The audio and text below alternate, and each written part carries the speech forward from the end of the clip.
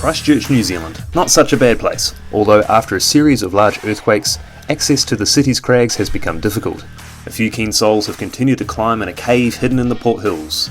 Christchurch climber Mark Pugh-Williams has recently ticked the hardest route in the cave, which is also one of the most difficult routes in New Zealand. Hi, I'm Mark Pugh-Williams. I've been climbing for about 8 years. The route's called Kaz's Project. It's given a grade of 33 and it's been climbed once before. What makes this line special is that it's one of the only standalone routes in the cave. It goes to the steepest part and it has some of the most coolest moves I've ever had the pleasure of doing on a climb. It's truly rad. It's a truly rad line.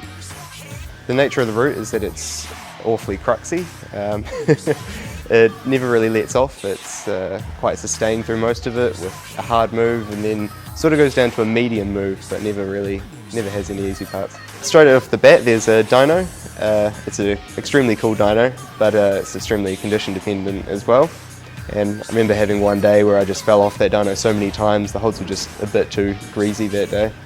It's funny, you sort of come across two kinds of routes, and some routes you'll hop on them and you'll think, oh no, it's not a very good route, and you get to the top and you come down and you go, actually that was a really cool climb. Then sometimes you'll come across a climb and you just go, it's rad from the start. Kaz's was one of those rad from the start climbs, and it only got radder as I kept on doing it, and once I eventually climbed it, I was ecstatic.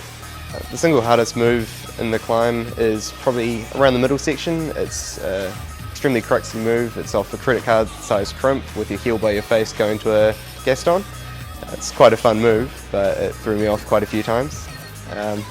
Then also at the end of the climb there's a crux which isn't actually it's not awfully hard difficulty wise, but once you've done the whole route it definitely takes its toll. I ended up falling off on that last drop knee crux move more times than I'd like to admit.